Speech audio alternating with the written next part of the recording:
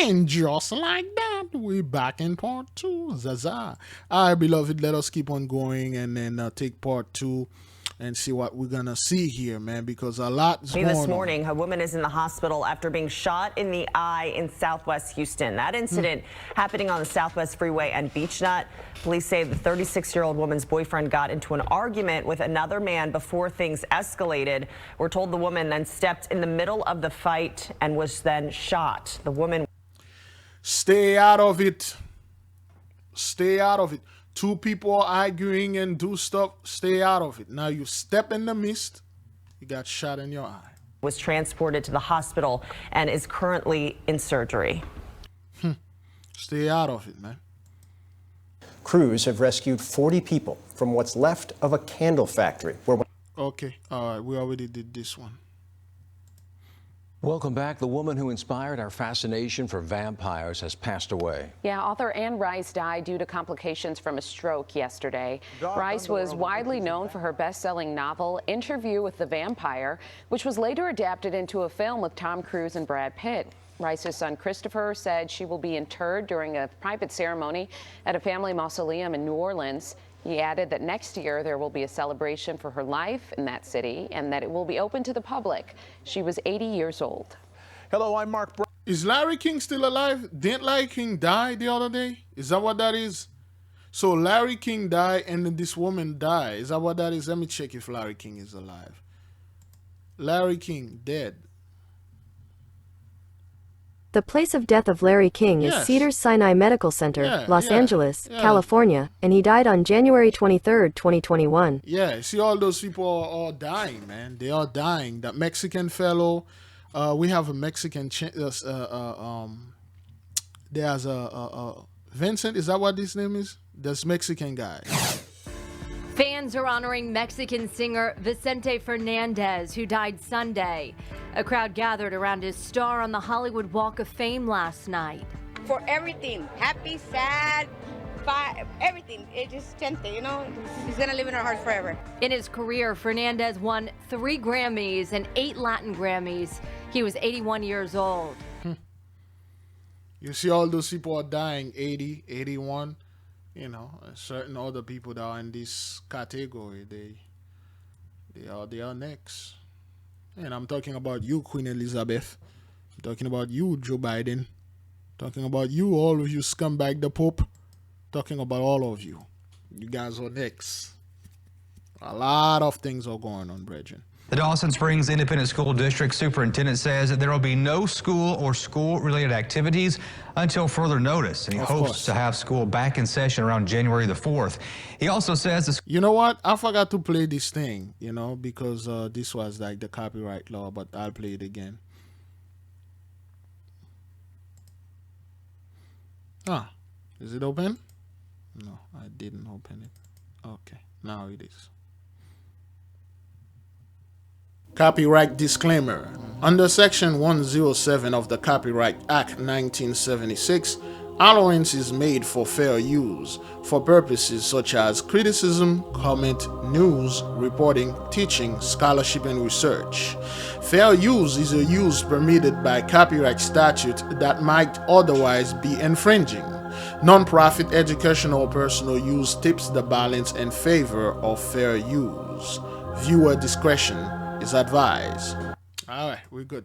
So, yeah, man, this thing, school had to be shut down, man, because what the hell, man? I mean, oh, well, you guys got to go to school. Yo, it's a freaking tornado and stuff, man. Get out of here. School is open 24/7 for food, clothing, toiletries, and shelter.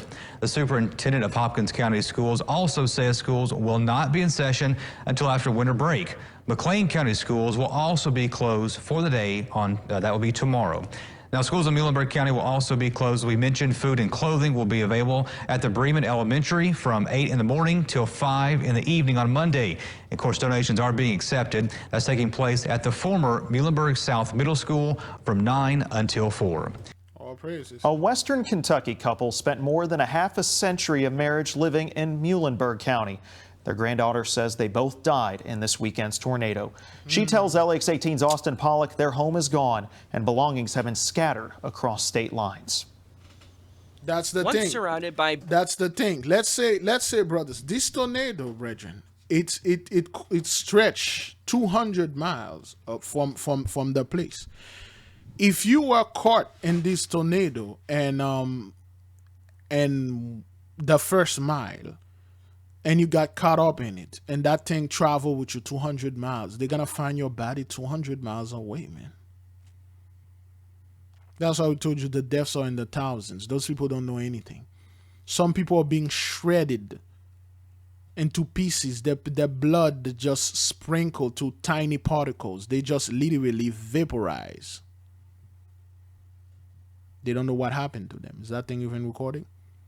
They don't know what happened to them. But hey, let us continue. Beautiful open land and you windy... know what? Man, let me... gonna go live on about another 30 minutes. I forgot to upload this video. That's what I'm doing here. Boy. 4:46. Let me upload that right quick. While I'm doing this, I gotta upload this. By the time I'm done with this should be finished. The upload should be done.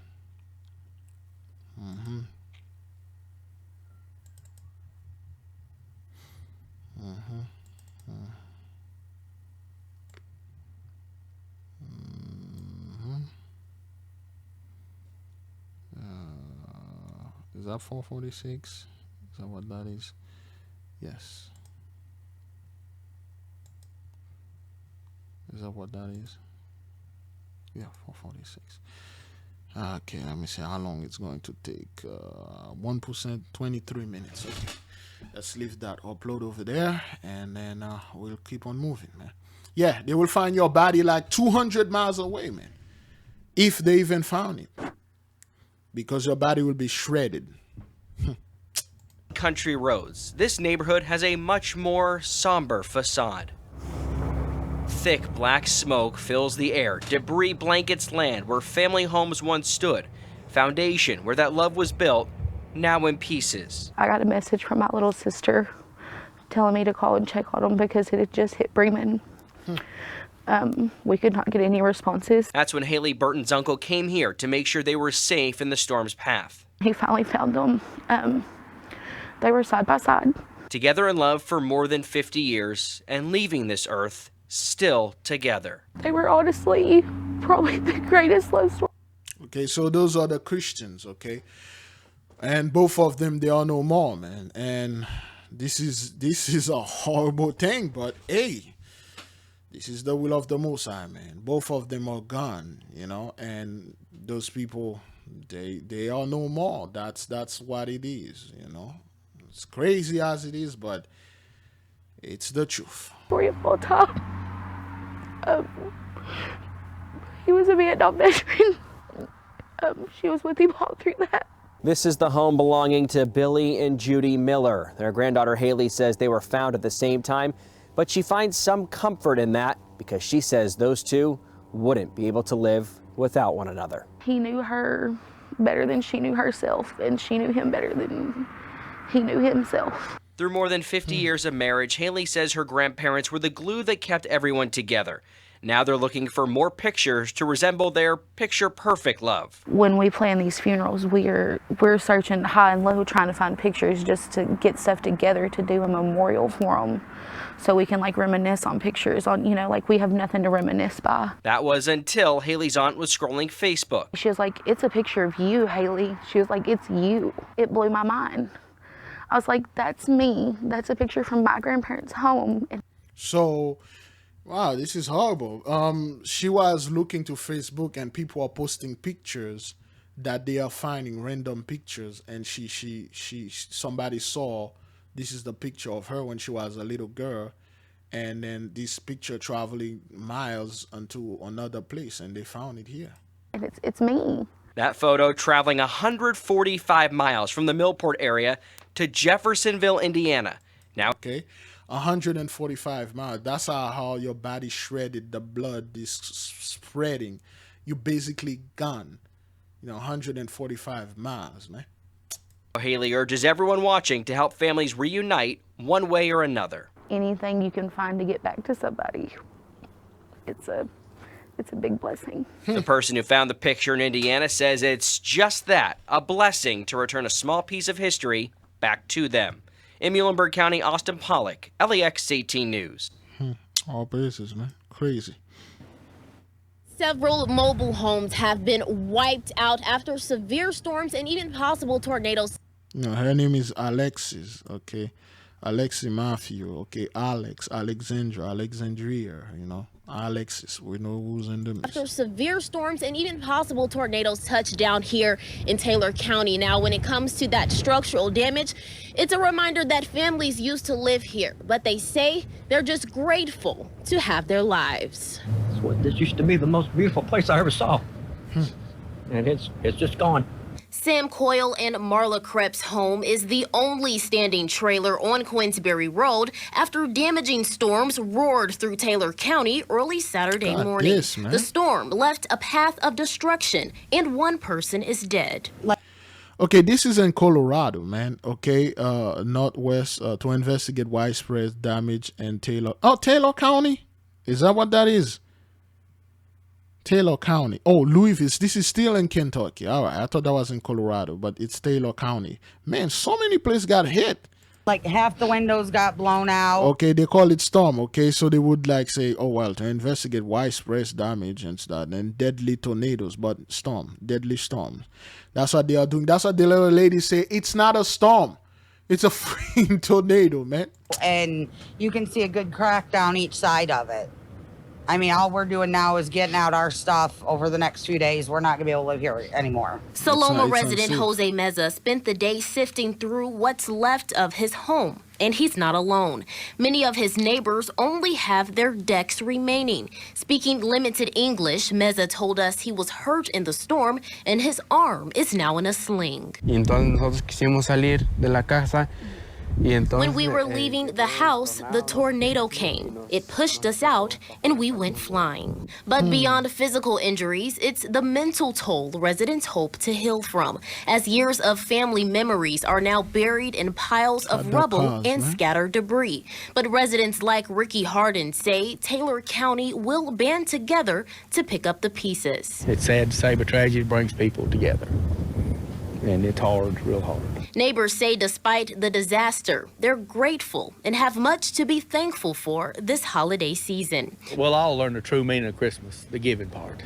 We give our heart and then Ricky Harden, those are the Christian, man. Material things won't make any difference when you don't have anything.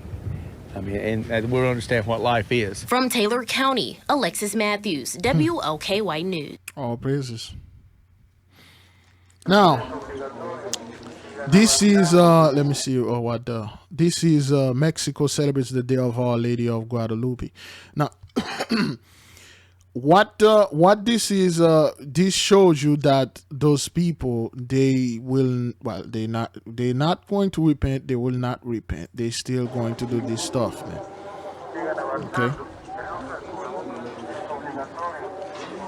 Okay, they're still going to worship idol. Okay, they got this thing right here, and then they're going to do this. So now you're wondering, like, why would the car, put this down a little, they are worshiping idol in the land, in the holy land of the Mosai. Okay, so now what happened over there is those people are doing this, angering the Mosai, and that's why you're seeing the buses are crashing, 54 people are dying, and all those stuff are coming over there in Mexico, because that's what you people are doing over there. You know, you're walking around with the idol in your back, and then you're worshiping this thing, and so let me see before that.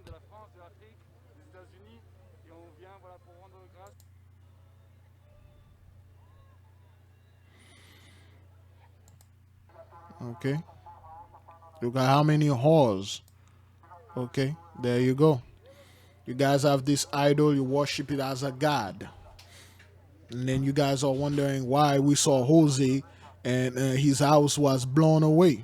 You know, the tornado took him apart, and the tornado ripped off his house, and then his arm got banged so bad. And then people are wondering, like, why is this happening? Well, it's happening because of this. Okay, they each but their own God. Okay, those are the Samaritan. Okay, each man but their own God of the Father's house, and they will worship this stuff. They will raise this thing above the Most High. They show more power. They show more love to an idol that cannot talk, that cannot speak, that cannot see, that cannot do anything. And then they raise this thing and say, this is the Most High. And then they say, this is the Most High. And then everybody say, yes, it is. And then they will worship it. They will worship it.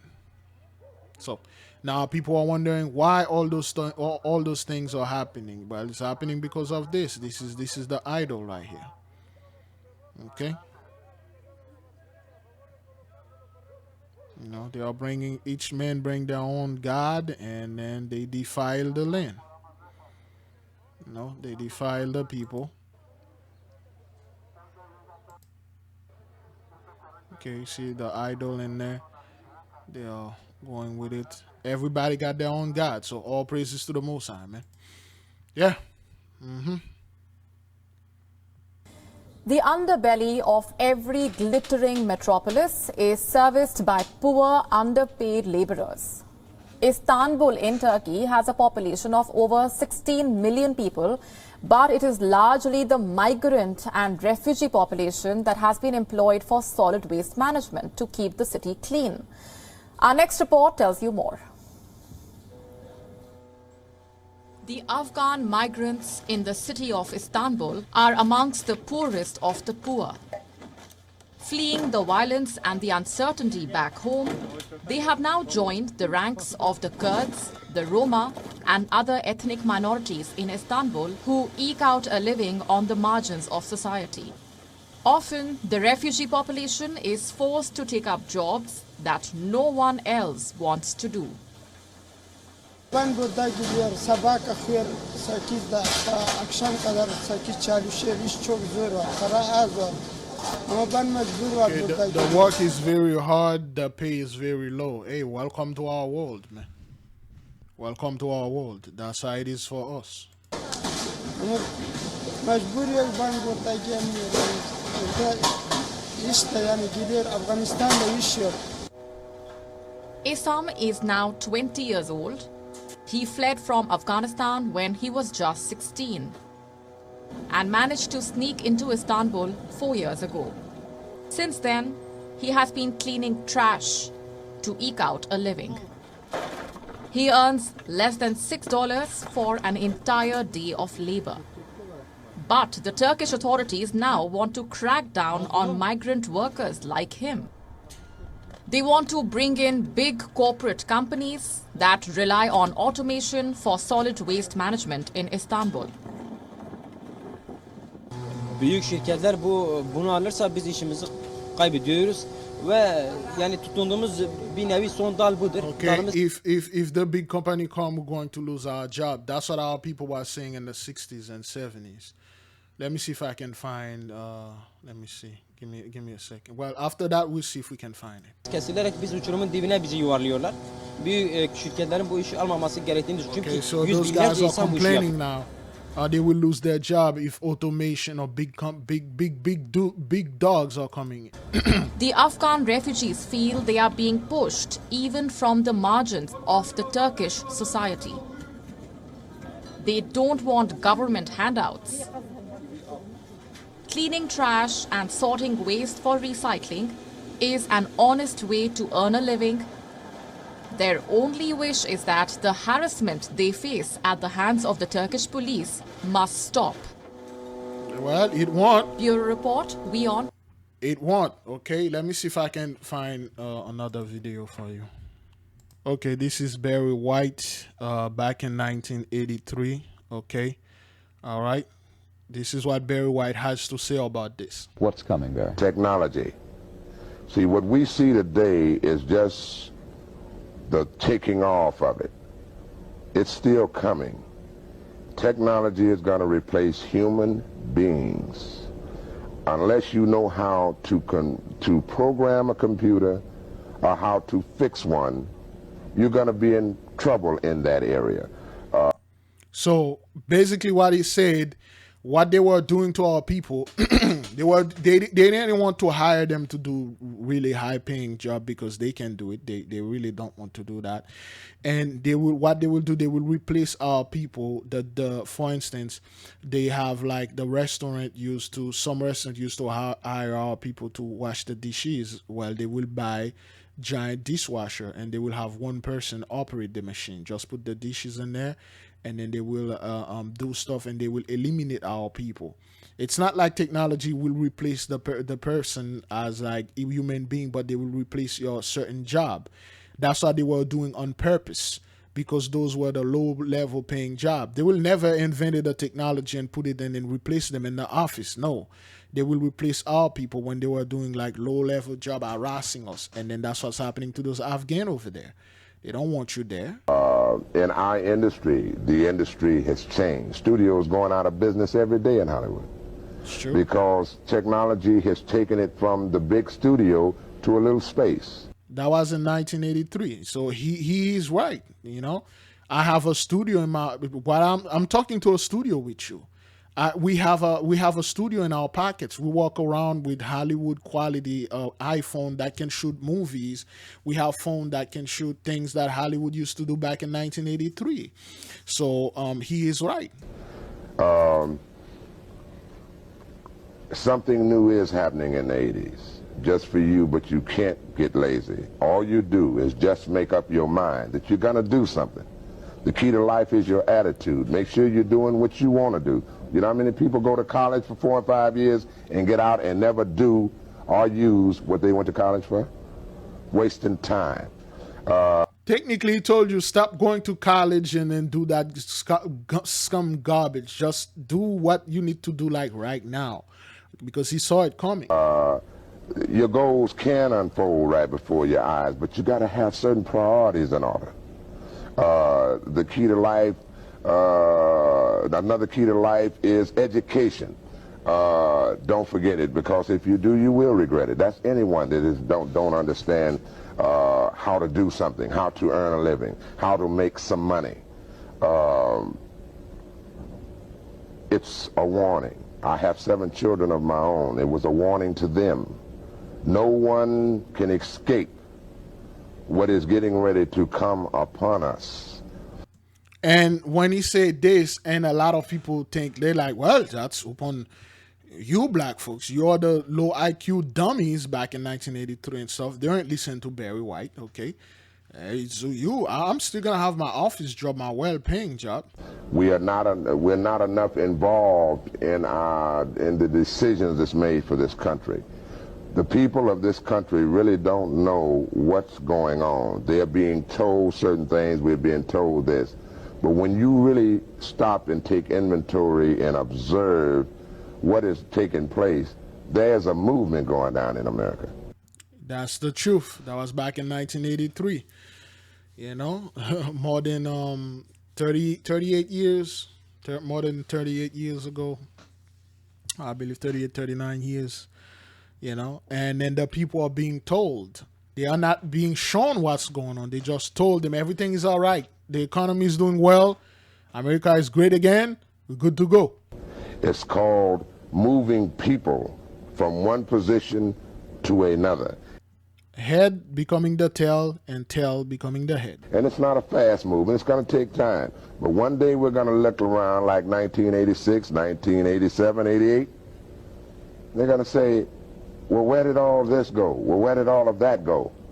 Oh, the new computer's doing it now. Oh, the computers are doing it now. Well, what are you doing with the computers? Yes, baby. Well, I don't know nothing about that. Our educational systems tell the young people the technology age is coming. But there's a lot of black schools, minority schools, Hispanic schools that never seen a computer. And that's one of the dangerous things, most dangerous things America can do, is to not arm the young people. We're going to have an illiterate country, man, if we're not careful.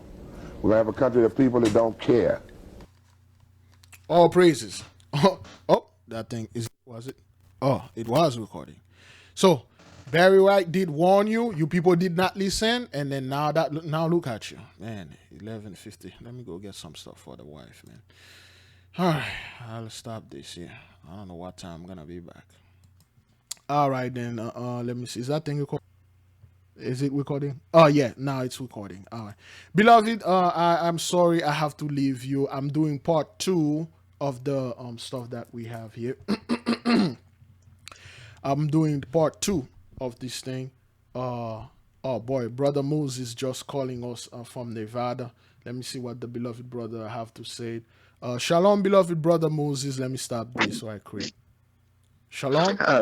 Good morning. Shalom, Big Levi. How are you doing today? Go ahead and finish this video, and then I will see you folks tomorrow, probably at the same time, brothers. Okay, fast, pray, repent, repeat. May the King reign forever. Thank you. I will call you guys. I mean, when we do the prayer tomorrow, somebody remind me so I can call the brother. Okay, shalom. All right, all praises to the Most High. All right. Good. So we're done. This video is fully prepared, fully stuff, and then we're going to go ahead and do this. And let me go ahead and finish it part 2 here. We're done with the whole thing, with the whole Barry White thing. All right, let us keep on moving, brethren, okay? Ley line now. As investigators to continue to look into what caused a small airplane to crash on the banks of the Merrimack River Friday, tonight we're learning more about the pilot who lost his life. WMUR Scott Cook joins us live from the scene with more. Scott? Well, Grace, we've learned that the pilot was 23-year-old Emmanuel Manny von Volikis from Michigan. Wow. And many here in Bedford are calling him a hero for downing his plane near the river and avoiding all of the apartment complexes and businesses nearby. Investigators from the FAA and NTSB continued to search the wreckage Sunday for any further clues as to what caused the small turboprop airplane to crash Friday on its final descent into runway 6 at Manchester-Boston Regional Airport. The pilot and sole occupant of the plane has been identified as 23-year-old Manny von Volikis from Michigan. According to his mother, Manny loved flying and knew he would be a pilot since the age of 4. In a message to News 9, she says she had no doubt that Manny sacrificed himself to avoid hitting any buildings nearby. She says that's just the type of person he was.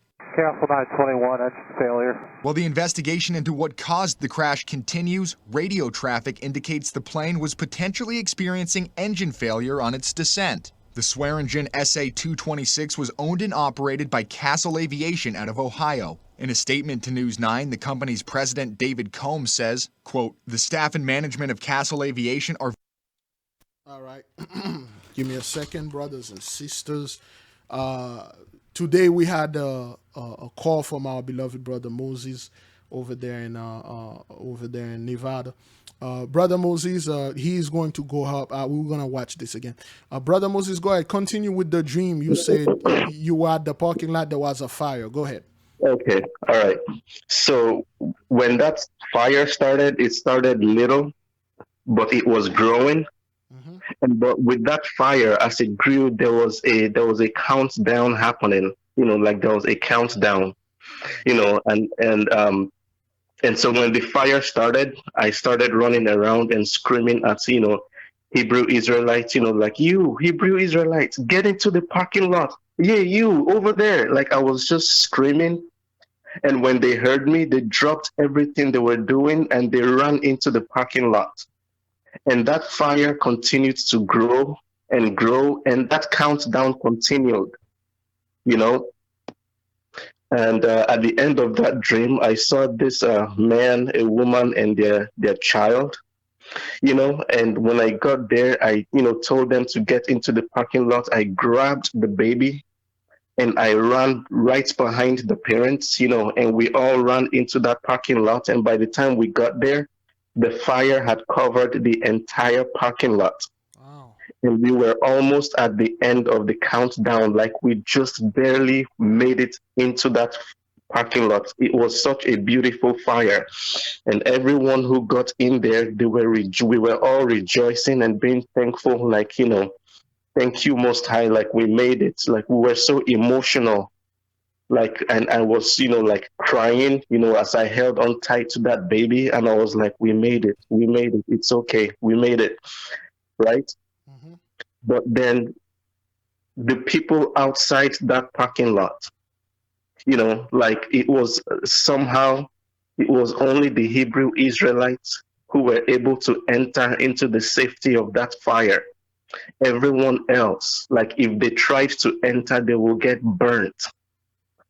Like they will get burnt. So they didn't even bother, like they stood around and they were watching us as we were being, as we were entering into that parking lot, and we were entering the safety of that parking lot, And like I said, we were so emotional. We were being thankful, and we're praising the Most High, for the deliverance. All praises, yay. And then I woke up. All praises. Thank you, beloved brother, for bringing this dream. For those of you that are watching this later on at like 8:30 or whatever time it is, you can watch the first part and the prayer today. The prayer should be titled December 13th, 2021. We will not be moved. Okay, that's Brother Moses sharing this. Thank you, beloved brother. Thank you, brother, for sharing this with the nation and everybody that are watching and listening. We know that's the destruction coming upon the people, and then we are saved. They aren't. That's what that is. Those are multiple confirmation sent through our beloved brothers and sisters, and we give the Most High praises and glory. Thank you, beloved. Okay. Hallelujah. All praises to the Most High. Yes. Thank you, brother. You're welcome. Shalom. Thank you. Shalom. All right. Yeah. So that was Brother Moses. The call dropped when the brother was trying to explain it in the prayer. So now let us go back to the. Ooh, it's already 1:50. Man, I gotta come back again. I'll be back. I'll be back. All right, to do this, but yeah.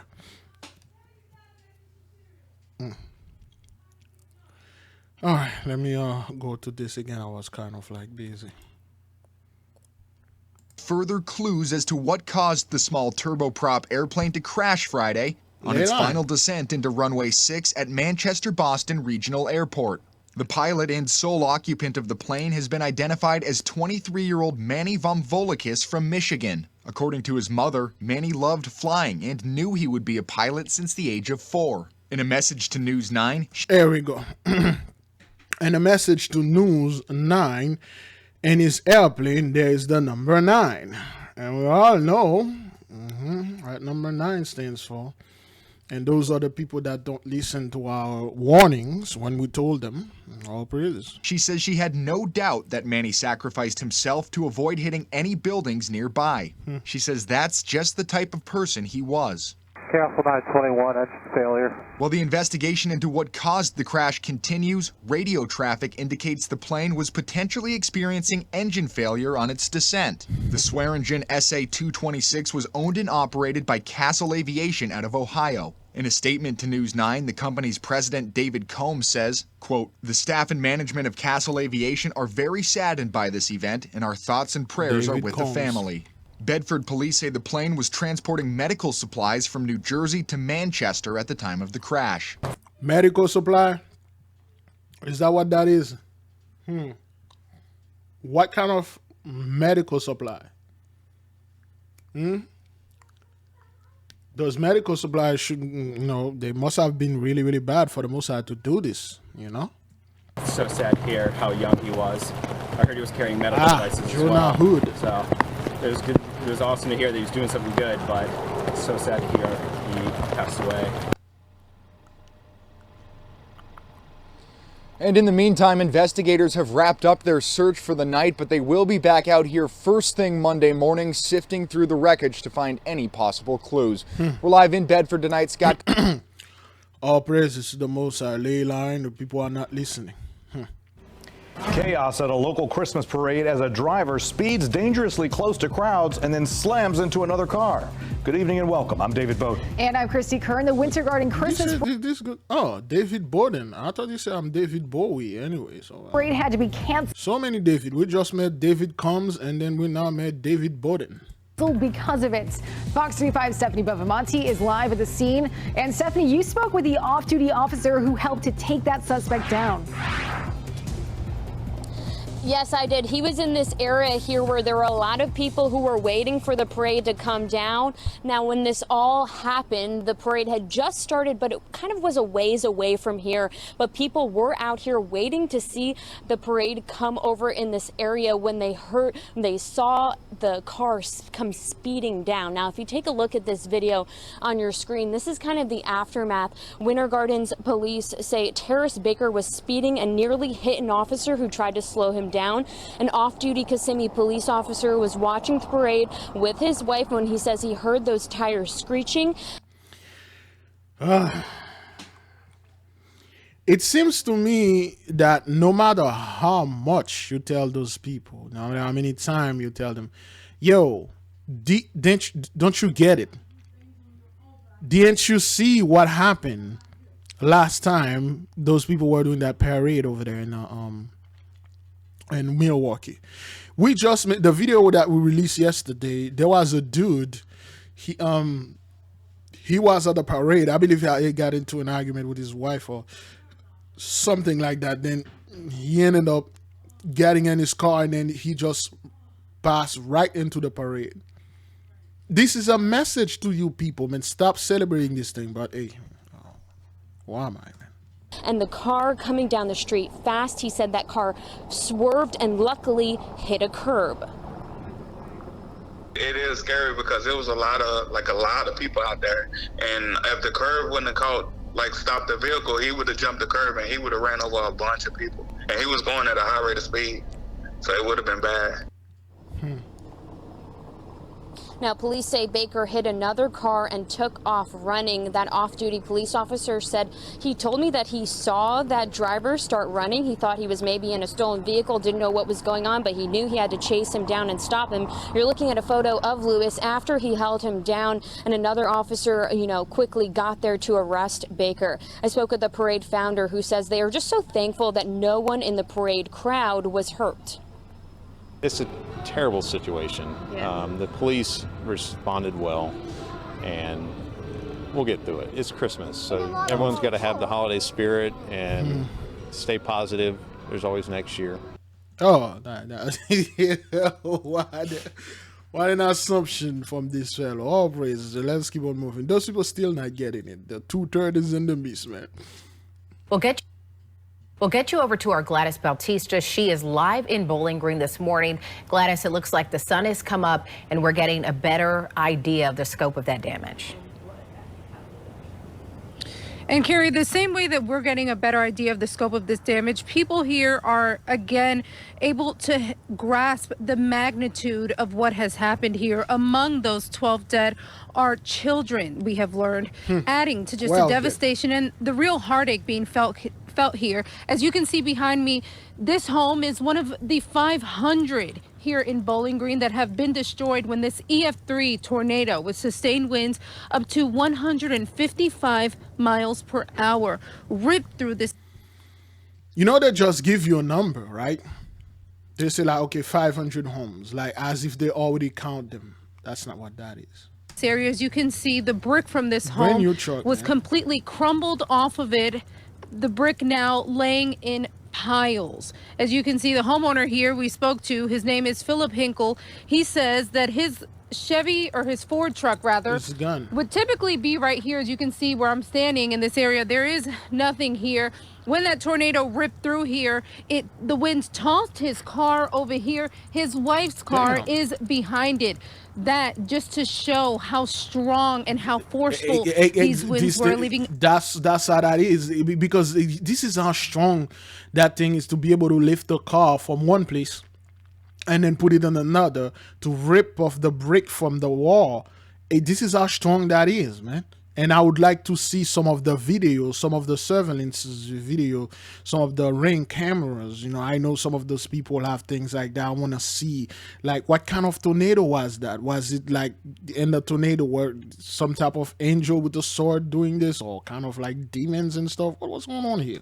many of the homes here in the Crestmore neighborhood where I am completely destroyed, and the people here trying to pick up the pieces. Now, when I met Philip Hinkle, he was actually here trying to salvage what he could from this home. He was with his grandson, with his son here, trying to get what they could. But he was telling me about his incredible story of survival and what was happening when this tornado came through. As you can see right up there, I'm sure our photographer John is zooming in for you. That's his headboard. Hinkle tells me he was laying in bed. He's deaf in one ear, so he really didn't hear any of the alerts, any of the sirens, didn't hear anything until the roof came crashing down on him. He says that he was able to lift up some of the wood that came down on him to be able to stand. We spoke to the neighbor who helped him, Glenn Sawyer, an 18-year-old who lives just across the cul-de-sac where Philip's home is. Here's what he had to say about that rescue. We ran across the street while it was really windy, and we grabbed a ladder and we ran back and we propped up a ladder on a bunch of bricks. And wow. Talking about having a bad air day.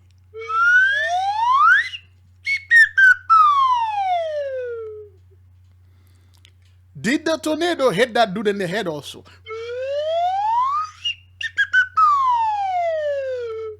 For those of you who remember, that was a guy that killed his own stepfather, and then the mother said, "I'm tired of this hish," and probably those guys they may be brothers.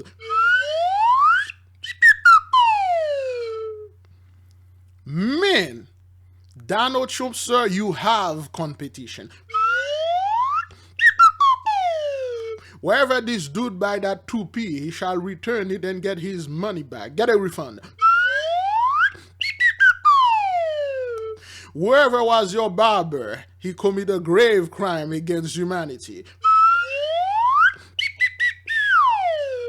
Your barber should be sued, arrested, prosecuted, and executed.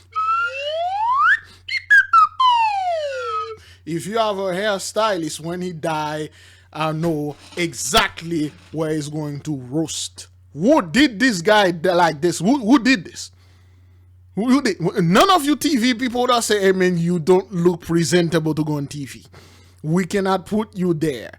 It seems, first of all, you gotta get that little dog that you have on your head. It's not a dog. What is it? Is it a wig? What is this? What is this? You gotta get it off of your head. You're not presentable. You people are monsters. You should have told this dude, he is a kid. He's just 18 years old. You know, maybe probably he was in the middle of getting a haircut, and then the whole tornado happened, and then he just run out of the place like this. I mean, you can see this side right here. You know, it's already done, but that side, the dude was in the middle of having a haircut. Oh, good Lord. really unsteady ground. And then I kind of like climbed up on the side and got up there to help him kind of like guide to the ladder and then hold the ladder from the top. And then my dad was holding it steady from the ground. And then lately you've been hearing that word a lot, ladder. You know, that fellow Paul Begley, he climbed into a ladder. Brother Woody Thomas was in a ladder, and a ladder, all praises. And like a combination of me and my dad, we helped him because he couldn't walk very straight. And I had to like go get him some shoes because he didn't have any shoes to cover his feet. I mean, just incredible stories of strength coming out of a lot of these communities here. Yeah, well, that's what happened when you get serial killer giving you haircuts. All places to the Most High. Let's give one more emergency. The man who died in a plane crash near Steamboat Springs last night has been identified as a Colorado doctor. The Route County Sheriff's Office tells us 46-year-old Clint Devon was coming from This doctor was 46 years old. You know what happened to him? 46-year-old man dies in small plane crash near Steamboat Springs, police says. He was a doctor. You know, lately a lot of doctors been dying in the airplane. Like, what were you doctors? What you guys been doing? What is it with you and the Most High? It is after you, like that Patel doctor that crashes his plane into that UPS truck. Who are you people? What is it with those doctors lately?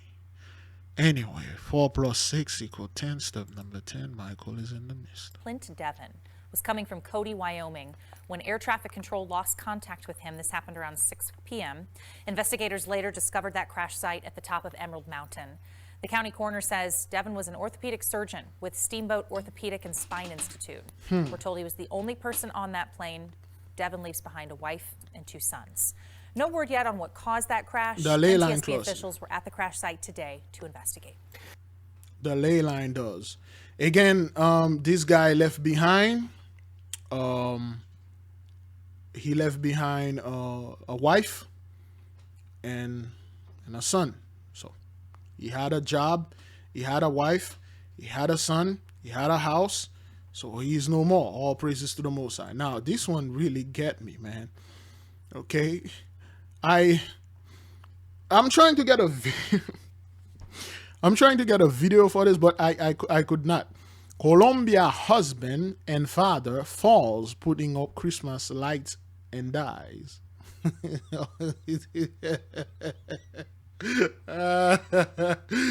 Oh man, all praises to the Most High, man. Yo, Colombian husband and father falls putting up Christmas lights and dies. Is it both of them that die or the husband?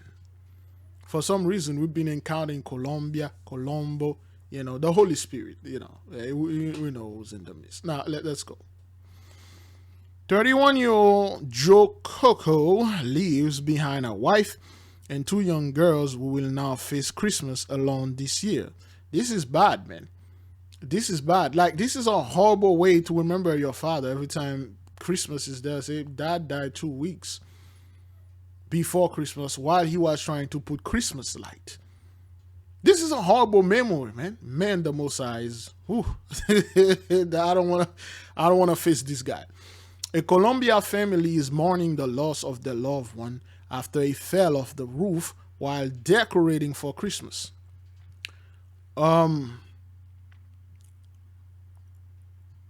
Okay, it's one of them. 31-year-old Joe Coco Joseph leaves behind a wife and 2 young girls who will now face Christmas alone this year. His family is grieving, and doctors say this happens all too often around the holidays. Okay, this happens a lot. A lot of people are dying. They are falling off roof and dying because they're trying to put their Christmas light. According to the U.S. Consumer Product Safety Commission, in 2019, 14,800 people were treated for holiday decorating related injury, and on average, there were 160 injuries a day during the holiday season. Coco's family, and he said that a hard-working dad will leave to make his wife and daughters happy. Debbie Stewart, Joe's mother-in-law, said Christmas was a big deal to him and his family.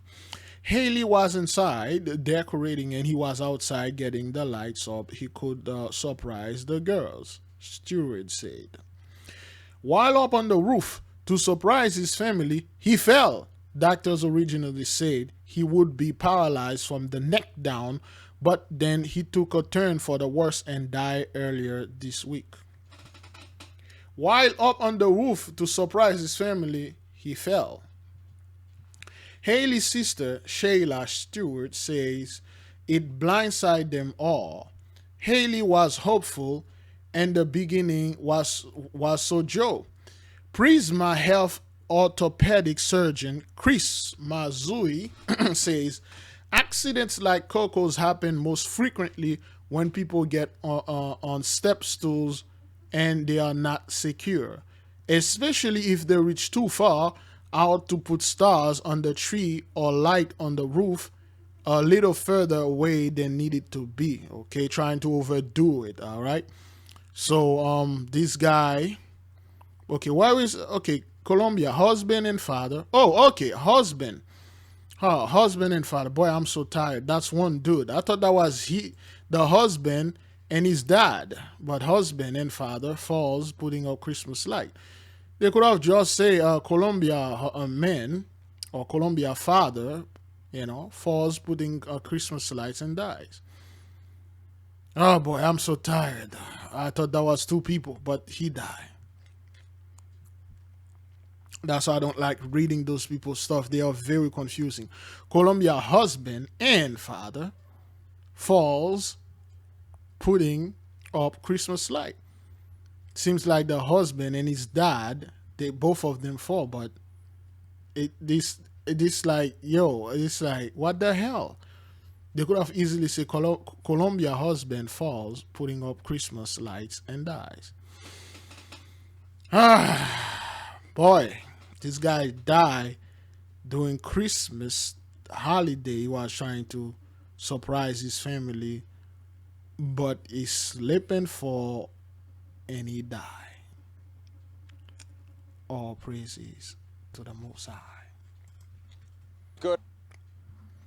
Good morning, and it is hard to describe and to fathom the level of destruction here, the likes of which Governor Andy Beshear says Kentucky has never seen. This is a town that is, like you said, unrecognizable from just a few days ago. Just about everywhere you look looks like this. Buildings, whether they're private businesses, public buildings like the courthouse, destroyed.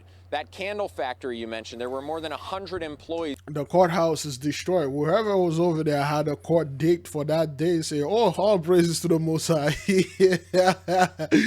Whoever had that court date over there, whoever was going to report to the court said, oh, man, all praises to the Most High, man. Damn.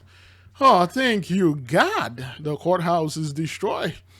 I don't have to go over there and then be present and then report it myself over there. All praises. He's working at the time on the evening shift. Troy Propes is the CEO of Mayfield Consumer Products. Unfortunately, several lives lost in that building, but you do have some good news, if we can call it that. Some good news. 8 candle factory workers dead, more missing in Mayfield, Kentucky. Let's hear the good news about that. Report this. You know, originally when the storm happened, there was approximately 40 people missing. You know, we know that number is now less than 8 unaccounted for. We're mourning the loss of 8 lives and 8 employees and co-workers, and our hearts is broken for those families. But yes, that number is continuing to. That number has gone down, the unaccounted for, while that the casualty number has not increased at this point. Okay, which that's is the about good the news? best news you could possibly get at this point. Okay, what? How is that the best news? How is? Man, you people on your news are so confused, man. Unfortunately, this is your hometown. You're from here. You are one of the largest employers in this area. I know it's hard to think about where do we go from here and rebuilding, but what is going through your head in terms of bouncing back? You know, we have no choice but to bounce back. You know, this town is resilient. Kentuckians are resilient, and we will be building back. I know that we have no plans to stop or leave this community. We'll be here for our employees, we'll be here for our customers, and we'll be here for our community. Our town is, it's difficult. I've got friends who lost their businesses, friends who lost their homes, and you know, and while I am focused on my company and my employees and their families, you know, the reality is I'm also a Mayfield, you know, I'm a Mayfieldian, and I want to make sure that we're able to do what we can to help support this community. You mentioned at this point that you're also trying to figure out how many of your employees are in the hospital right now, because, you know, we talk about the survivors, but they're not surviving and just walking out of the rubble. They are in probably a pretty injured state. Unfortunately, that's the least amount of the area with the least amount of information that we have. And you know, if you can imagine the chaos in the middle of the storm and the people that are leaving that rubble and then they've gone to hospitals, we don't know if they're in stable condition, critical condition. Or not. What's going on here? Instead of this guy give the condolences and say, man, we're so happy we are alive, and you know, hey, things happen, we can replace stuff. I got friends, they lost their businesses. I got this, they lost their businesses. It's their loss. They are counting their loss. At this point, this guy's counting his blessing now. You know, all praises, man. I don't want to listen to this guy, man. Okay. Huge gas explosion kills 3 in Italy. Okay. All right, that's a huge gas explosion in Italy. All right. Look at this, man. There's no peace, brothers. Okay, this is plague number 2 right here. Fiery conflagration of the cities. No peace, man.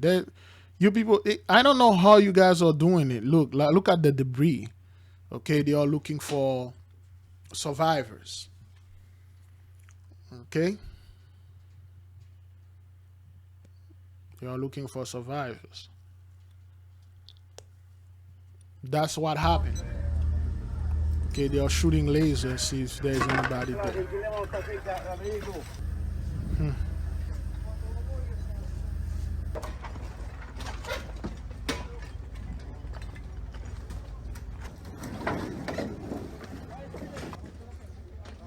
God this, man. God this, man. Damn.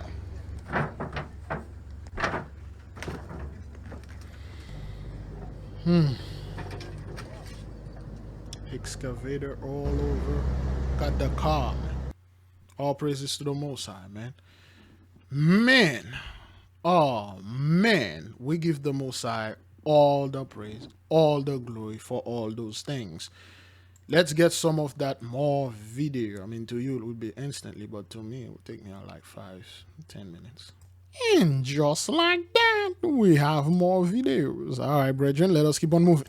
It has been a painful week for other reasons in the Forest Hills School District. A senior took his life Monday night. It is another tragic loss of life for the community. And as Cassie Arsenault shows us, it is taking a toll. Yes, it is, because the suicide. At least 5 young men ages 12 to 18 have lost their lives to suicide since 2018 in the Forest Hills School District.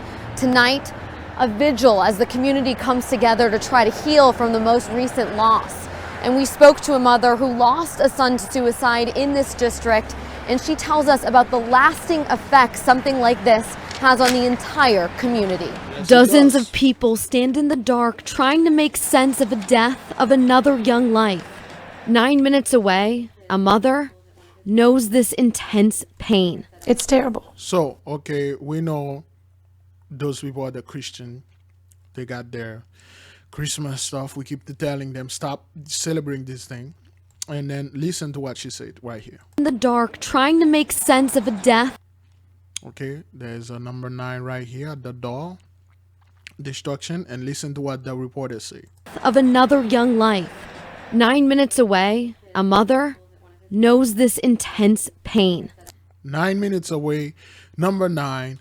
The abominable tree over there, beautiful tree, the evergreen tree, the tree of the Most High, perverted, of course.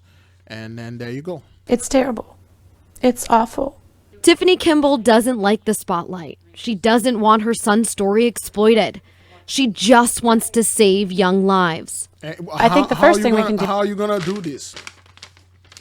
You're going to have to tell the people what happened. How are you going to do this? How are you going to tell the people what happened? It was recognized that it is an epidemic. Ben was, he was an amazing kid. We miss him very much.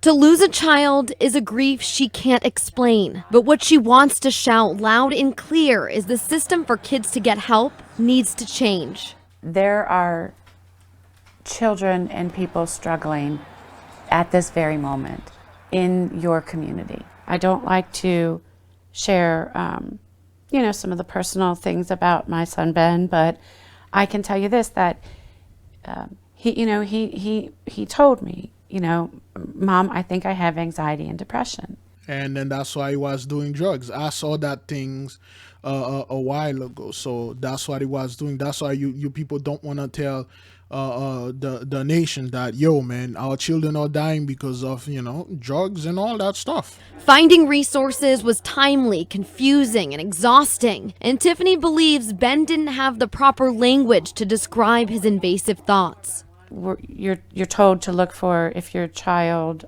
you know, withdraws, or if they're not very social, or they're not involved in a lot of activities. And, you know, what I can say is that that's not what we're seeing in our area.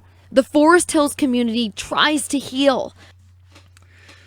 And again, you already see and know those are the Christians. You know that. But with each death, the wound reopens. And then daughter has the number 9 in it. This is now number 10. You know who's also in the music. Tiffany carries her son's legacy by reaching out to families whose life is forever altered by a loss of a child. We carpool them, we feed them, we celebrate their victories, and we share in the grief. But to stem the tide, she says we all need to fight this fight. We can't just talk about this when it happens.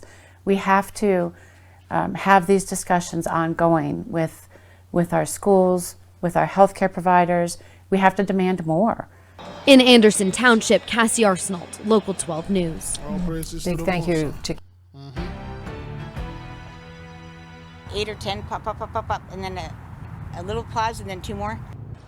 A neighborhood rattled by a road rage shooting, and breaking tonight, this one has now turned deadly. A driver shot and killed, and the gunman nowhere to be found. ABC 15's Ashley Paredes is on scene for us throughout the night near 7th Avenue in Beardsley. Ashley, you spoke with a witness impacted by this chaos. Right, that's right. And that witness and other neighbors still rattled by this incident. Now, the car was just towed away as police continued their investigation, but the damage remained. You could see the impact to the wall, and then looking down, the tire marks along the ground. Now, what we know is the driver was shot by another driver. What we don't know yet is the exact reason why. What rage? The ley line, the people are going crazy. Not because they are friends with Jabba Jah. That's not what that is. It's because they are freaking going crazy. They are not covered anymore.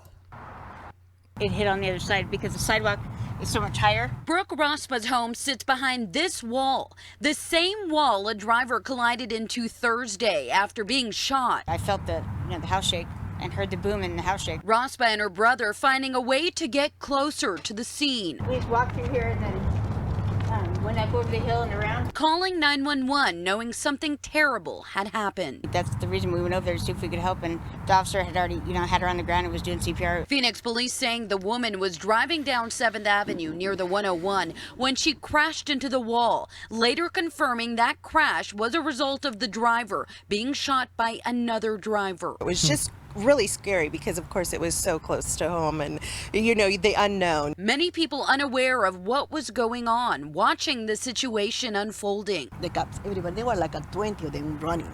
So I don't know who was, they were chasing, I don't know, they catch him. It's still unclear exactly what led up to the shooting, but Rospa saying enough is enough. It's absolutely gotten out of hand. I mean, just for somebody that passes you, you're gonna kill them? That's what that is. People are out of their freaking mind. And this investigation far from over. Phoenix police still actively searching for the gunman tonight and trying to figure out a motive. Ashley.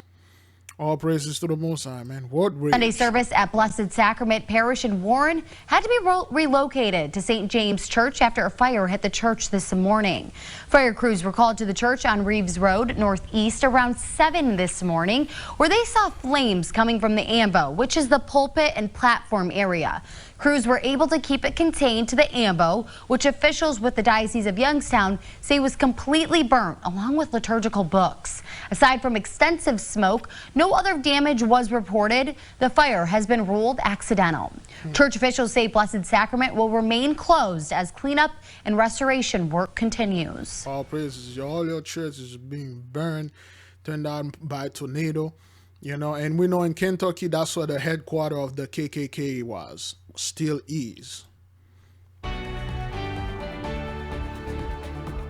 You're watching 2 News Oklahoma at 5. Good evening, and thanks so much for choosing 2 News Oklahoma. I'm Naomi Kitt. Our top story tonight, one person is dead after a small plane crashed into a field in Rogers County. This all happened earlier this morning north of Inola. 2 News Oklahoma's Amanda Slee is live near the scene with the latest. Amanda? The Oklahoma Highway Patrol tells us that this plane crash was reported about 10:30 this morning. That's right, this crap. Us that this plane crash was reported about 10:30 this morning. The plane crashed into a ranch field off of Highway 88 and 560 Road, north of Inola. Officials are working to notify next of kin, but say that the person who died was from out of state. OHP Lieutenant Colby Overstreet says it took a little bit for them to find the crash site, explaining that the debris mess is unlike any other plane crash he's seen before. I've been on numerous aircraft collisions, crash sites myself. You know, it's always a devastating event, especially when there's a loss of life. But this one was, there was quite a bit of debris, more so than what I've seen in the past. Okay, he meant fleshly debris because yes, you can see this. Those things are not happening like hundreds of years or days ago. December 12th, 2021. So this happened yesterday. Those are things that are happening recently. You see every single day, brothers, the airplanes are falling off the sky, man. Every single day. You got like at least a dozen. Every day you got at least 10 to 12 airplanes falling, and the people are like, oh, well, you know, that's normal. Okay. Lieutenant Overstreet says the plane crash was discovered by a person working on the ranch feeding cattle. He also says that the flight originated in Tulsa, but they're unsure of its destination. The FAA is on scene taking over the investigation, and the NTSB will be coming on scene sometime tonight. Those people always, we keep telling you, it's the ley line doing this. You guys need to repent, but hey, we know you want all praises. Saturday. Police on Sunday identified the suspect and shared more about the two deadly shootings in Baltimore City and Howard County. Stetson Miller has the latest from Federal Hill. Howard County police say 44-year-old Raja Sharif Black is the man responsible for this murder-suicide that happened here in Federal Hill and in Columbia. Howard County police have identified the suspect and his ex-wife in a brutal murder-suicide that happened on Saturday afternoon. They say 44-year-old Raja Sharif Black killed 42-year-old Wendy Natalie Black in her apartment on Edenbrook Drive in Columbia. Sweet hours in Eden Brook. All right, that's the most award to it. The house sweet. We're going to Eden, back to Avalon, back to Madison, back to Atlantis, back to step number 1. You can see Eden here. No, Eden Brook. Sweet hours way. Our sweet hours way into Eden. Way the ley line. All praises to the Most High. Do I have a beat here? Let me see if I can get. Man, this thing is the. I think that's how I won't play. Let me see if I can get another one. Sweet hours, way to Eden. Yep, sweet hours, so sweet. Yeah, the hours is so sweet. Where are we going? We're going back to Eden. Yeah, the house so sweet, man. Yeah, we're going to. Not playing. He gave us message. Police identify what? A suspect and a victim. Where? In Colombia. What is Colombia? Holy Spirit. Where that happened? In Eden Brook. What's the hours? Yeah, sweet hours. What's the way where? Avalon, what? Yeah. Atlantis, yeah. Step number 1, what? Back to the kingdom. Yeah. This here, this that. Sweet hours. Sweet hours. That seems pretty safe, man. Sweet hours. Eden Brook Avenue. Hey.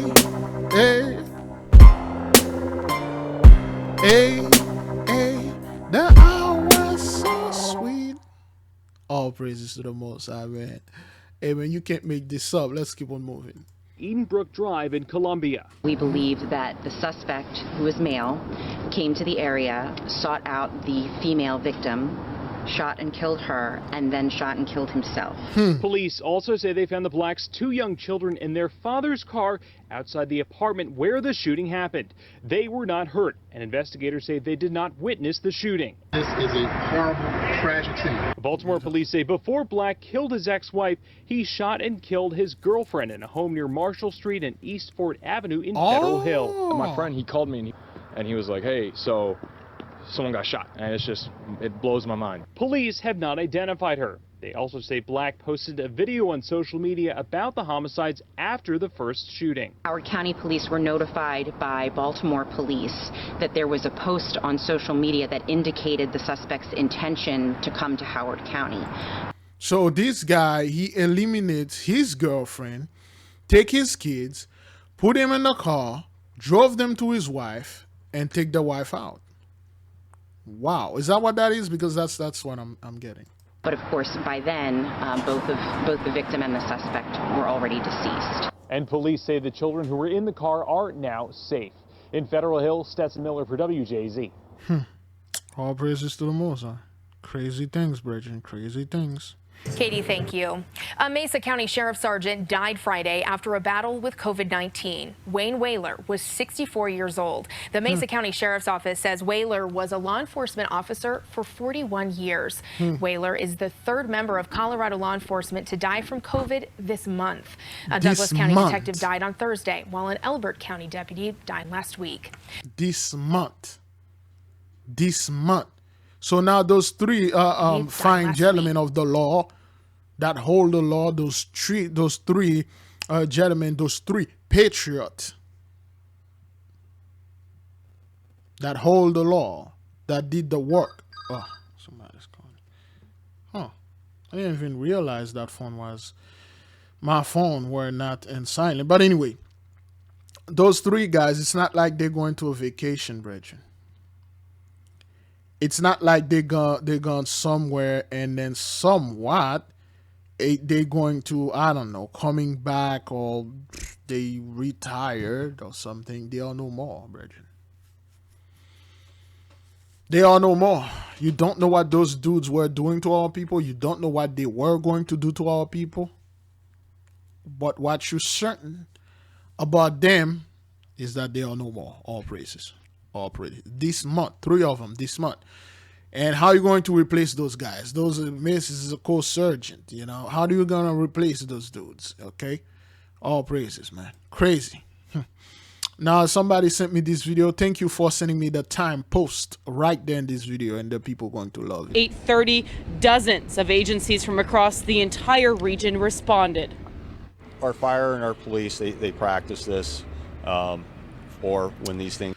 Chief Mike Philback, all praises to the Most High. Michael is indeed in the midst. Things happen, and even at that, it still takes a lot of effort. I'm sure, as you guys can contest, the batteries going down and phone lines being tied up and that. So there's a lot of effort that goes into it. You guys can see that there are still dozens of emergency crews on scene. Fire trucks, ambulances, first responders. We have special crews here. Still at Amazon. All praises to the Most High. Well, that was in the 11th. It's 2 days ago. They were when they were searching. Michael Philback. All praises, man. Huh. Video unavailable. Private. I'm not quite sure what video that was, but all praises to the Most High. West Valley community activist has died from complications of COVID-19. She was fully vaccinated and was active in promoting COVID vaccination in her community. Fox 10's Nicole Garcia joins us live with the story. Nicole. 65-year-old Linda Cutright helped organize several COVID vaccination events and was out on the streets trying to get people in the community to get the shots. Sadly, Linda became a breakthrough case and she did not survive. According to state data, Arizona reported nearly 27,000 new COVID cases and 549 COVID deaths. That's just within these past 7 days. Holy moly. Woo. Holy. Only this week. Ahoy. She had her 2 shots. Oh, well, all right, well, okay, well. So now you got somebody that look just like us, all right? She's Jabba Jah best friend. And we keep telling people, and we're going to keep telling you, and we are telling you now, whether you're a friend with Jabba Jah, whether you're not friend with him, if you're not covering the 91.4, you're out. And those are the people that look like us, and they are in our community promoting this, the friendship with Jabba Jah, and thinking because they are friend with him, the plague won't come nowhere near them. She was encouraging everybody to get their 2 shots, especially African American and a Hispanic person. Linda Cutright did everything she could to prevent getting COVID, and she passionately promoted COVID vaccination events. Her Facebook page showing her efforts. She spearheaded the vaccination events along with others. She did about 4 of them in the Avondale, Goodyear area. Unfortunately, Linda became a COVID breakthrough case. State health officials say nearly I despise when they use that word, breakthrough, whatever. 30% of new COVID cases in the month of October were breakthrough cases, according to AZDH. That means like out of the 10 people that show up to the hospital, 3 of them, they are fully jabbed up. Of the nearly 3.9 million Arizonans that are currently fully vaccinated, there are more than 79,000 breakthrough cases. Of those, 608 people have died.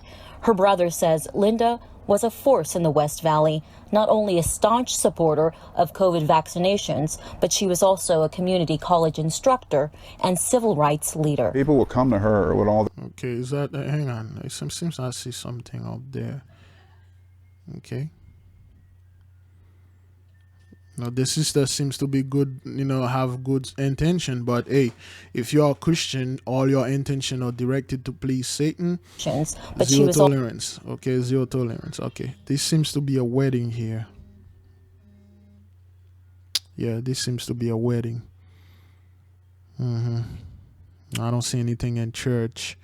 This seems to be a wedding. Also a community college instructor and civil rights leader. People would come to her with all their issues, and she would take it to the police chief. She'd take it to the mayor. She'd take it to the city manager, and I would think her legacy would be to helping others to have a voice. But we have no comments. Okay, all praises to the Most High. Fully jabbed, but she didn't make it. Music and dancing was her passion. Vanessa Lopez Delgado brought a passion to everything she did, from dancing to teaching to family. She's the oldest of 7 siblings, the caretaker of all of us. They say probably they're gonna get me for this. Music and dancing was her passion. Vanessa Lopez Delgado brought a passion to everything she did, from dancing to teaching to family. She had the number 12. What happened to her? Is something I'm not quite sure. Well, let's see. I'll just get the video. What's going on here? She's the oldest of 7 siblings, the caretaker of all of us. They say that also made her the best mom to her 2 girls, Ari and Paula. Never was hesitant to tell people the goodness that she saw in them. But the pandemic has been tough, as her cousin, Jessica Morrell, says Vanessa had lung issues and 2 doctors recommended holding off on the vaccine. So she wanted to be vaccinated. Her family was vaccinated, and she made sure that she was so safe. But this fall, she fell ill, starting with a cough that she couldn't control. And the Monday before Thanksgiving, her sister took her to the emergency room. Over the next few days, her text to family showed her deteriorating condition, how it hurt to even take a breath. Start screaming inside, because you just kind of have to think about, what does this mean? Why is she not better? On December 9th, 42-year-old Vanessa would become one of the more than 23,000 Arizonans to die of COVID-19. Boy, Arizona is getting his stuff handed to it over there, man. What's going on in Arizona, man? Damn. Leaving a family empty. We just got to stay vigilant and safe. because we're still losing people. And although she is gone, Vanessa's family hopes that her passion will live on. So those let me see. Okay, those are the people that, you know, if they like 500 years in the future, they will show you the hip hop dancers, the people that come with hip hop. None of them look like us. Yeah, you look at them, they say, oh, they are the one that invented this. Woman was a part of the 12 tribe because she has a 12 in her chest, and stuff like that. That's the kind of thing that they would say. Anyway, let me see what happened here. Longtime East Valley teacher dies of, oh, she was a teacher. Oh. He hopes that her passion will live on and those that she taught and helped along the way. I would tell her how proud I am of all the decisions she made. I'm gonna miss her. Now, the family has set up a GoFundMe to try and help Vanessa's two kids. And if you would like to help out, we do have a link to that GoFundMe. I have no comments, sir.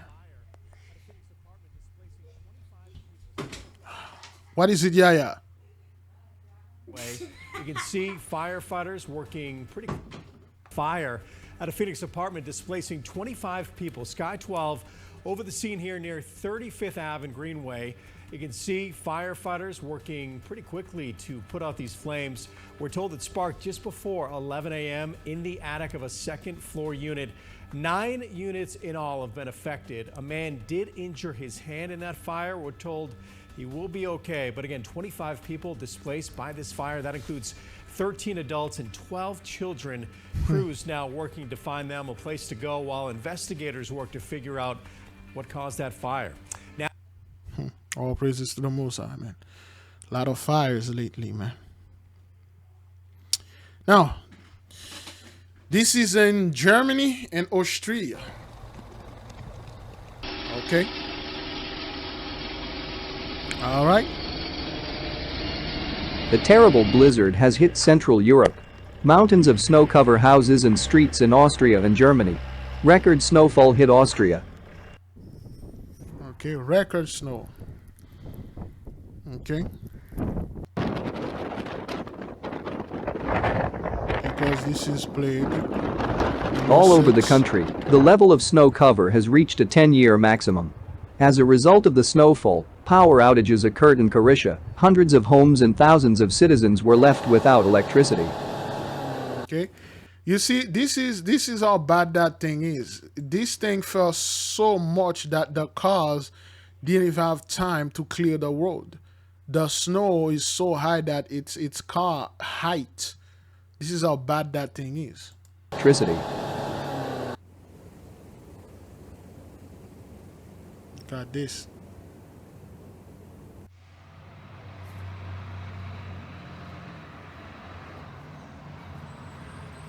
In Burgenland, Vorarlberg, East Tyrol, about 60 centimeters of snow fell in a short time. Snow drifts formed on the roads, as a result of which some drivers were trapped in the snow, and rescuers pulled them out. Ice also formed on the roads and many traffic accidents occurred. Increase of hail and snow, man.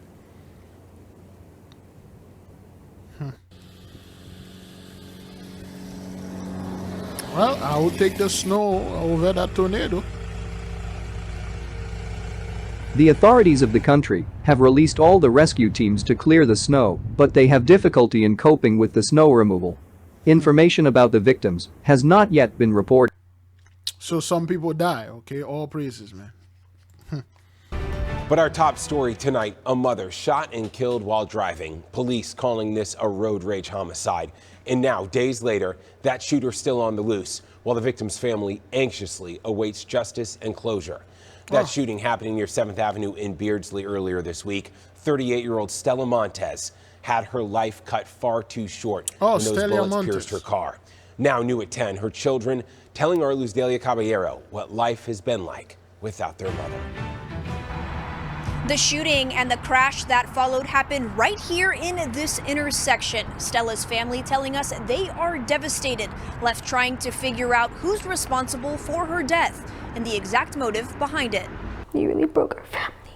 Stella Montes' 3 children, heartbroken, saying the shooter took everything. He took my mom. He took my best friend.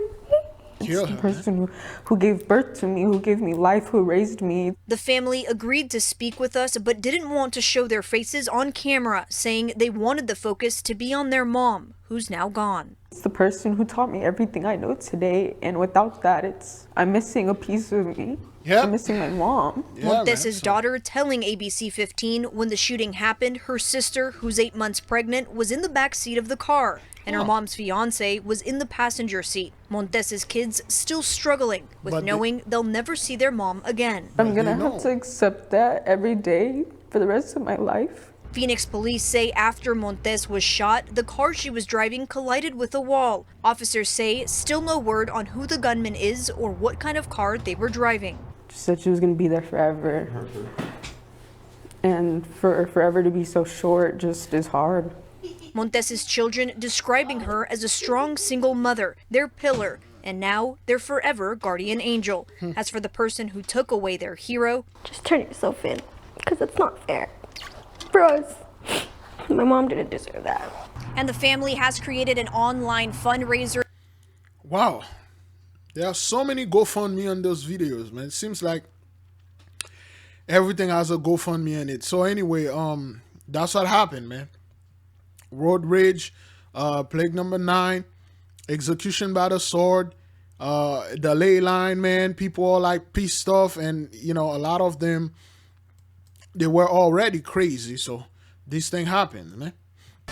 A gruesome investigation on Long Island. A missing mother of 4 killed, stabbed 20 times, and now her husband is under arrest. Prosecutors claiming he planned her death for weeks. That was News Reporter Sonia Rincon live in the Suffolk County hamlet of Center Reach. You can see the serial killer. A gruesome investigation on Long Island. You can see the murder written all over this guy's face, man. He feel no remorse. You can see this guy say, this is the guy that who did something like this. This is the dude that woke up in Hollywood and then they say, sir, you have a job. You just landed a serial rapist.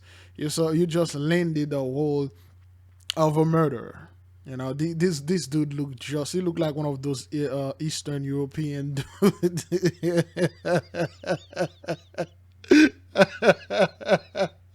This guy face look very familiar. I don't know why, but the moment I see this dude, I'm like, of course he did it. Oh Lord, forgive me. I judge this guy. He probably innocent, but all praises, man. The moment you see that guy face, you're like, yo, he did it. I don't care. But oh man, you see how people have likable face.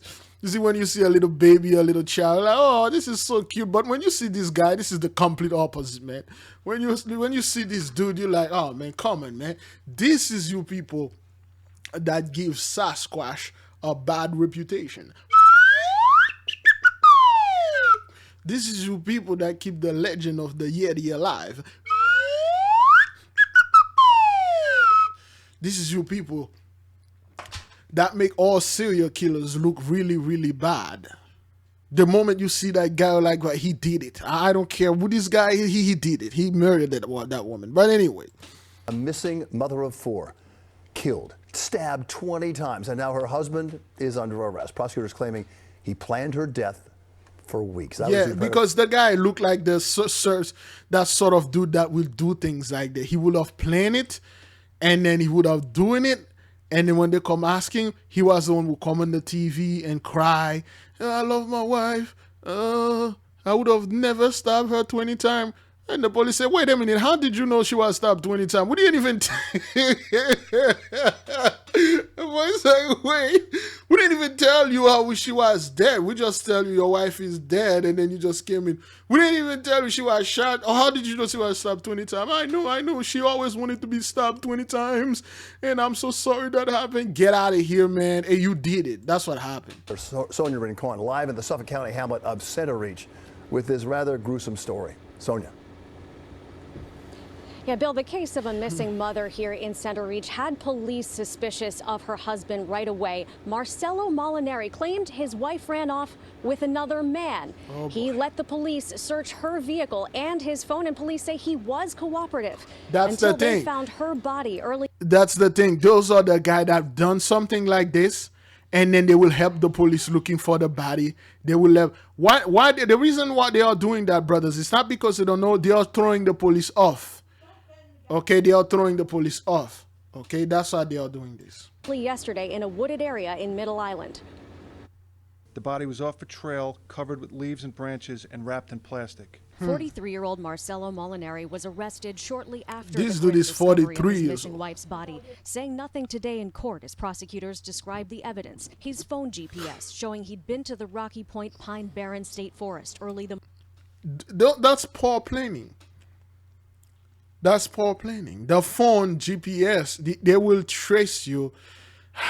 Prosecutors say this murder was planned, as evidenced by the searches on Molinari's phone that he thought he deleted. He'd apparently been researching the law on murder and extradition and making shopping lists for things like duct tape after learning that his wife had had an extramarital affair.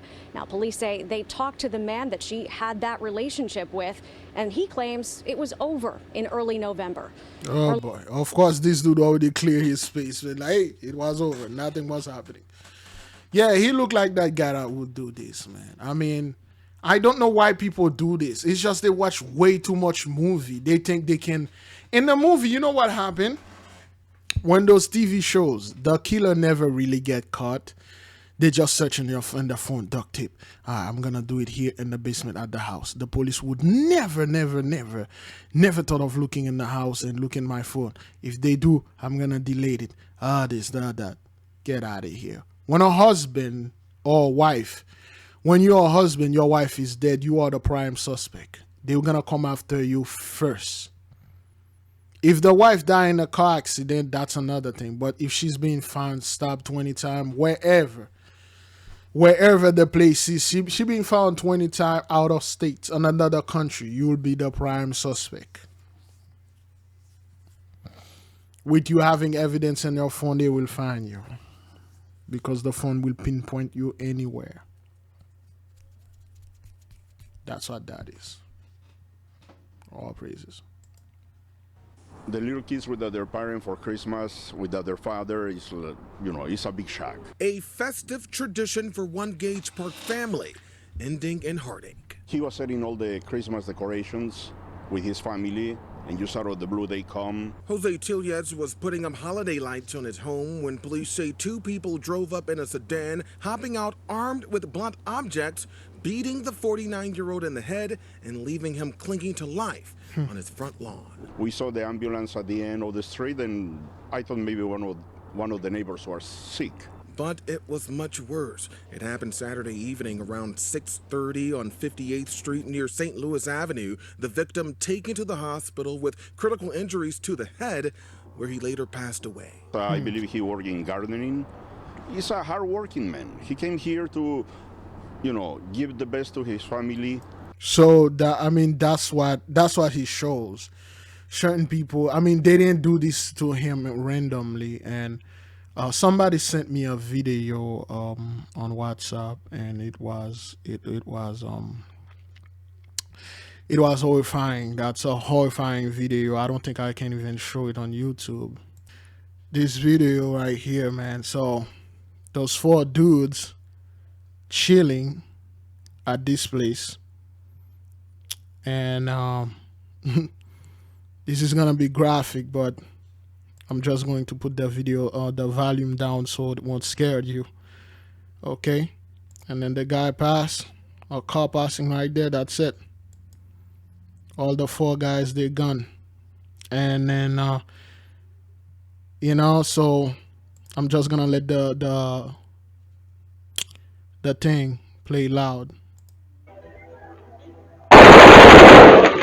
Okay, so, and those guys, they came out of the car.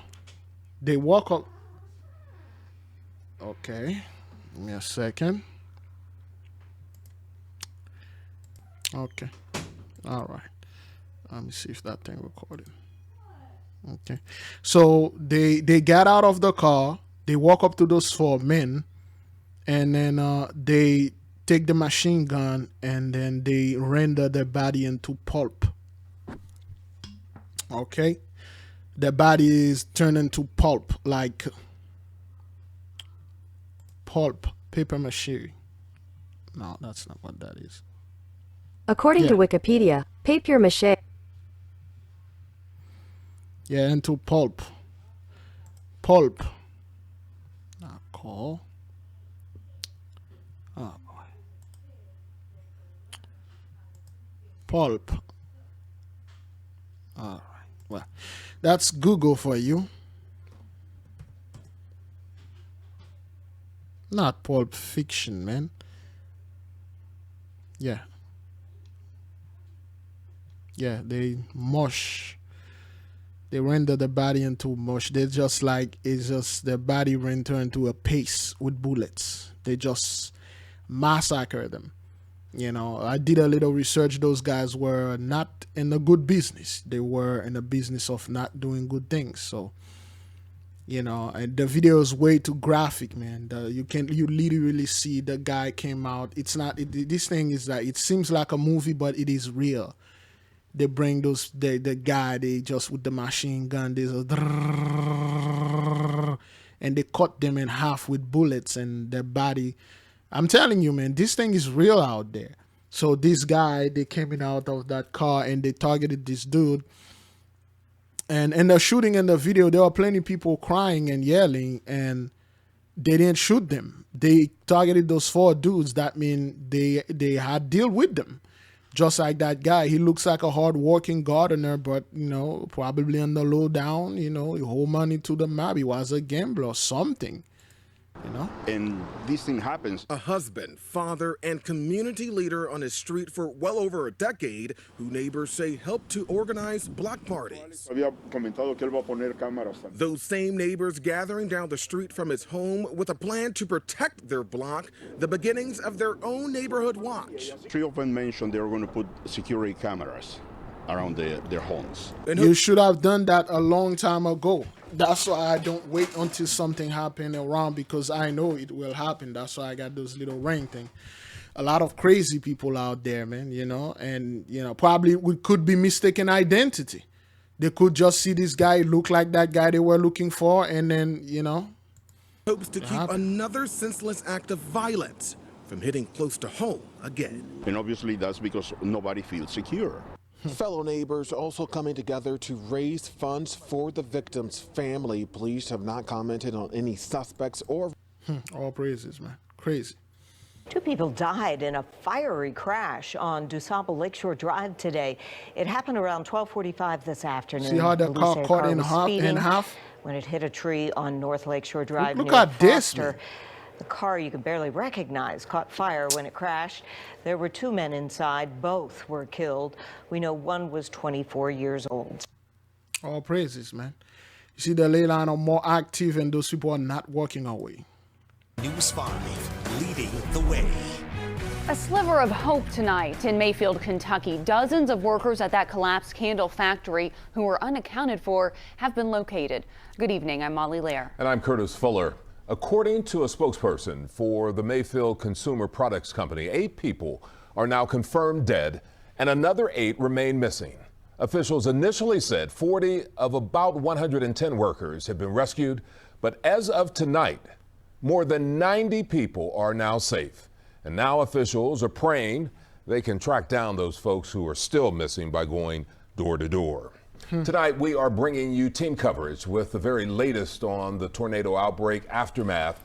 WLWT News 5 meteorologist Steve Norris has new information tonight on those deadly twisters. But first, let's go to WLWT News 5 meteorologist Allison Rogers with the relief efforts underway in Mayfield. Allison. The devastation across western Kentucky is surreal, especially here in Mayfield. But despite the vast destruction, the community is still coming together. It's day 2 of cleanup for western Kentucky. Telephone poles snapped, churches destroyed, homes in rubble. Much of downtown Mayfield remains unrecognizable. They said lives are going to change. And they didn't learn. Rhonda Moss-Lavelle grew up in Mayfield. She watched the coverage from her Paducah home, knowing her family was in the direct path of the tornado. I could just feel all I could feel with my family. All I could think, I can't help them. I can't help them. All I could do was pray. She tells me her family made it out safe, and today they're giving back to those cleaning up, providing a hot meal on this chilly December day. I just came down here trying to feed the people. They have help from Jimmy Finch, a stranger who made the trip up from Clarksville, Tennessee, who simply wanted to help. Everybody's talking about they sending up prayers and our people are the one that always go over there and then comfort everybody. You know, that's one of our people. They're always coming over there and comfort the people and give them food while everybody else is sending prayer. We're not sending prayer to you people. We're all sending prayer for, our brethren. And then this guy, don't be surprised the police walk right behind him, say, "Hey, nigger, what are you doing over here?" And then shot and kill him. And then say, oh, I thought he was robbing the police. He was robbing the police. Remember doing the whole the whole thing over there with that happened last year, 2020, with the fellow that I don't want to, I forgot the name of the brother, but there was a protest. There was a dude, he was selling food, he was giving the cops free food, and the cop killed him. He was a black man. The cops shoot him in the head and kill him. I didn't want her to suffer any longer than what she was suffering.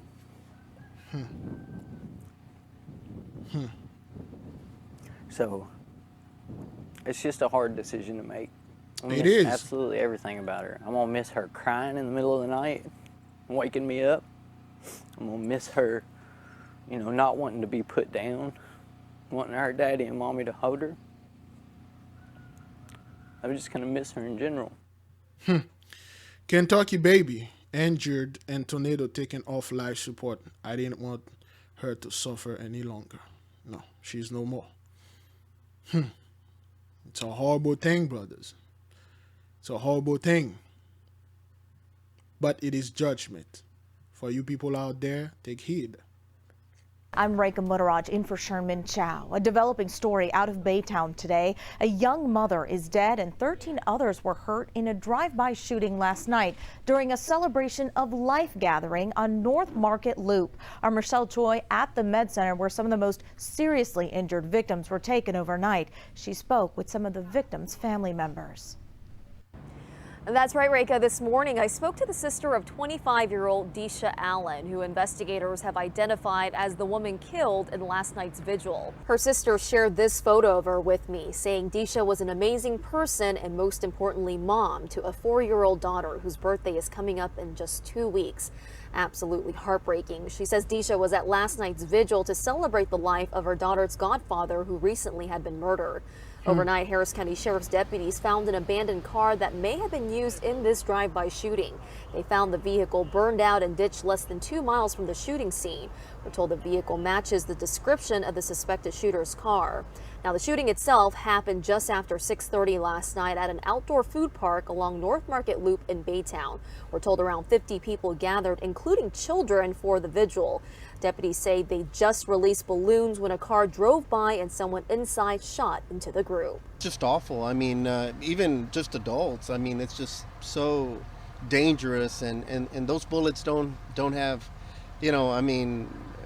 eyes or anything, and so it just puts everybody at risk. We're told following the shooting, many of the victims drove themselves to Methodist Hospital in Baytown to be treated. That's where victim Deisha Allen later passed away. Overnight, deputies described a chaotic scene at the hospital. This is cell phone video from a KHOU 11 viewer capturing that scene. We're told a fight even broke out among the crowd. As we mentioned, some of the most seriously injured victims were airlifted here to Memorial Hermann late last night. So far, no word on any arrests or surveillance footage. If you have any info on the shooting, contact the Harris County Sheriff. So this mother, she was, she got shot, 25 years old, of course, and she got murdered, so to speak, and doing her vigil. And like I told my people, anytime you hear somebody got killed like this, he was in the gang, they took him out, and something else happened. That person got murdered like this, and a violent stuff like that. Don't go to the vigil, because more than likely that person and whoever that they hold grudge against this woman. I do not know who she is, and she was a young woman, and things like that happen, and they are on social media. They are saying things they probably did somebody wrong. And or this woman probably would not, probably, well, she was the target because those guys came back and they take everybody out and then they burn down the vehicle. Okay, they stole. If that person go to this length of stealing a car, go to the Virgil, take this is like this is a massive grudge, man. Okay, and that person they kill. They murdered this person, and then they went to the Virgil and then did this, man. That's a serious grudge right here, man. A serious grudge, man. Oh boy, it's already 5:40. All right, let's keep on moving. Let's close with this. So, 10 wounded after Washington tries to blow himself up in front of Orthodox. Okay, an 18-year-old former student of the Orthodox gymnasium came to the doors of the православной school гимназии, пришел к порогу образовательного учреждения и попытался and tried to commit suicide in a way that posed a threat to society. опасным способом. В результате As a result, he was hurt, receiving numerous injuries. Okay, including a leg amputation. Okay, what? He blew himself up. Just say this. Just say the guy blew himself up. Another teenager was hurt and is currently in the hospital. пострадал еще один подросток, который в настоящее время находится в больнице. Our children who were inside the perimeter were taken to the hospital for medical examinations. There is no threat to their lives, of course. Regarding what took place at the convent's territory, authorities of the Moscow branch of Russia investigate committees have opened a criminal case in accordance with 2 articles, attempted homicide and the illegal production of explosive materials. So this kid, that's equivalent with the school shooting. You know, this kid went inside of his school, blew it up. What's going on in Warsaw, man? We've been seeing this thing going on in school in Warsaw for a while now, okay? How long we are into these things? Anyway, we're good here. Beloved brothers and sisters, Jews and Gentiles alike, you witness the Most High is not playing, man. This thing is all over. And, got more stuff here. What is this? Saving him and doing tornado. Okay.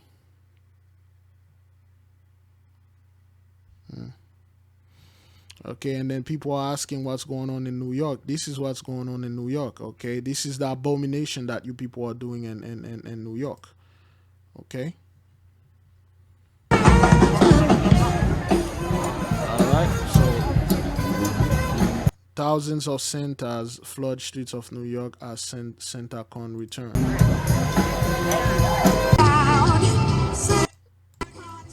So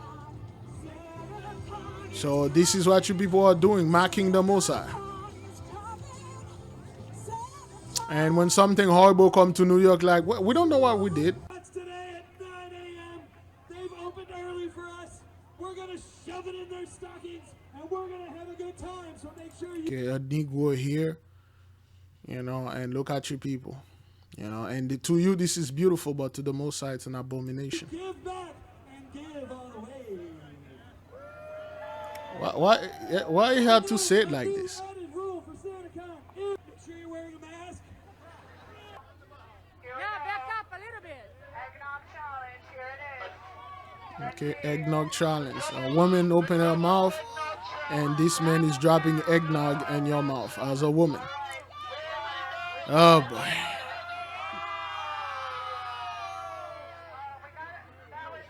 Okay. That's I mean, this is beautiful to you. Another dude open his mouth and that other guy dropping eggnog in his face. Okay, this is eggnog, beautiful. To you, this is beautiful. There you go. Eggnog challenge. This is what you people are doing, man. You know? Disgusting stuff. Disgusting.